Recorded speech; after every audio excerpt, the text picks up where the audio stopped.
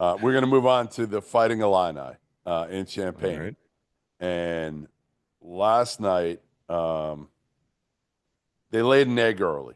I mean, they were atrocious in the first half. You were there, Rob, Mhm. and at the rack in Rutgers, Ace Bailey, Dylan Harper was back, and he looked phenomenal. Yeah, he But was I don't want special to last talk night. about Rutgers. I don't want to talk about Rutgers because I Aren't want we to talk going to about talk about Dylan in a little bit? maybe we'll see, we'll see. I want to talk about the You Illini. always divert from the plan. We talk on the phone before these podcasts. Believe it or not, we don't just like throw the ball up and play. The plan was we would talk about Dylan Harper. So I'm guessing we will get to him. I don't know why you just said that, but let's talk Illinois. Let's talk Illinois first because man, I cannot figure them out. They are the ultimate Jekyll and Hyde team. We loved them a month or so ago. Rob Dosser was pronouncing them as I don't know, a Final Final 14. Four contender, all Yeah. of this. And I don't think too many people were arguing back then. I really don't because, you When had they beat KJ Oregon the way they beat Oregon, and smack. I think Oregon has certainly slipped up Yeah. here. Yeah. Um, but Oregon is talented. Like you look at I Oregon's mean, they had roster, some they good wins. This Oregon Illinois has team oh has yeah, had, yeah. And Oregon has a lot of quality wins. So that was a great win. I mean, they went to Indiana and smashed, and that was before Indiana's kind of fall here. But yeah, Oregon, Missouri, they beat. Wisconsin at home is a good win. Missouri's been really good.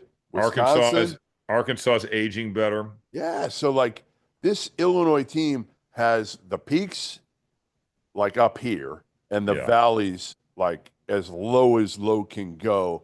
And the biggest question mark that everybody has right now for Illinois is why the hell? And I'd love to get Brad Underwood. He probably would come on. We probably could just text him right now and he'd probably jump on and answer this question. But like, Brad, why are you letting these dudes take a million threes when you can't make shots right now? Well, especially when the opponent is Rutgers, whose 2-point defense is so bad. Right. And you just won the Ohio State game because you drove the ball and got to the foul line. Um, yeah, they are not a good 3-point shooting team, and they shoot a ton of threes. It's a lot like the Matt Meyer team, that team from Yep. 2 years ago, Yep. where they were not a good shooting team, but they shot a lot of threes. I think, Illinois' thought process is even if we miss, we have a good offensive rebounding team, and they really got to the offensive glass last night. But that Nebraska game was crazy to see just the shots they were taking, especially in overtime. It was like a 3-point contest. And I think, in fairness to Illinois, they have dealt with, sickness. Ivisic getting mono, that really hurts them. Yeah. Trey White did not play last night because he was dealing with some sort of sickness. Yakachonis had the wrist injury that he dealt with, but he hasn't, you plagiarized me last night on After Dark. I didn't. I told you. I watch you on mute. I said, no, you don't, because you text me during the games and I'm doing a shitty job. You and Even did on you? mute, I know that. I don't need to No, so listen you to you don't to know listen. You that. just assume. And you know I what just happens when you that's assume? You make that's an right. ass of you and me. But the thing is, I said it on the broadcast, it does look a little bit freshman wall like, and everybody deals with that. And Yep. Will Riley kind of dealt with that, early in the season. Now, I don't know if it was just he was playing bad or he's going through a wall. Will Riley has come out the other side. He's playing great. But I think a lot of Illinois' ceiling was based on, all right, Kasparas Yakachonis is a lottery pick and maybe even a high one, like a 5, 6, 7 type guy. And he's turned it over a good amount. And you live with some of his turnovers because he is terrific in pick and roll. He can really play make, but some of them have been a little bit head scratching. He's not shooting it great. You look at Illinois, they're in the 300s of minutes continuity. They have one guy back Right. that played meaningful minutes last year, and they're not even really that meaningful. Dre Gibbs Lawhorn played like 2 minutes a game last season. So, Ty Rodgers is redshirting. You lose a lot of guys from last year's team that goes to the Elite Eight. But their offense has just been, man, it's been hard to watch. And Can they I just flip think this, Rob?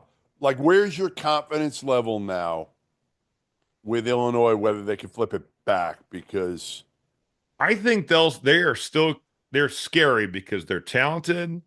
and they've shown that they're capable, right? Like they have had performances where you're impressed with the way they look, Yeah. but the schedule is this Minnesota game is honestly huge. At Minnesota Saturday Yep. is massive because then you've got UCLA at home, Michigan State at home, you're at Wisconsin, you play Duke on a neutral, you've got Iowa at home, you've got Michigan away, and you've got Purdue. So it's like it's a gauntlet for them Yeah. here down the back stretch. And that's kind of what's exciting, I think, about the Big Ten is that a lot of the teams at the top haven't played the best teams. Right. Their It's all schedules are backloaded. backloaded. So we're going to have some real drama as we make our way towards the end of the season. But I don't know. It's kind of like 2 years ago where I'm like, man, if they would just get to the paint, man, like get the ball to the paint, post up your bigs, Yep. get to the offensive glass, get to the foul line, get some easy baskets. How did Brad look? Like to you, does he look frustrated? Like, no, seriously, like how frustrated does he look after this slide? I mean, I'm sure he is frustrated. Yeah, I think he's pretty frustrated with just the way it's going, and certainly because you lose some at home. You lose to USC at home, you lose to Maryland by 21 at home, and then you've gone on the road and had some opportunities like Nebraska. You're right there. Rutgers, you're right there. Michigan State, you're right there. Even with Yakachonis in foul trouble for I think he played like 8 minutes. So I think he's frustrated. Their losses have been Northwestern in overtime, the Tennessee game. It's just like down to the wire. They've had some really crushing defeats here, but they are This talented. Minnesota game, like you said, this Minnesota game, if you lose it, and then you get Minnesota's UCLA playing and better. Michigan State at home, and it's like, Yeah. man, like Minnesota is playing better. Ben Johnson's doing a nice job there.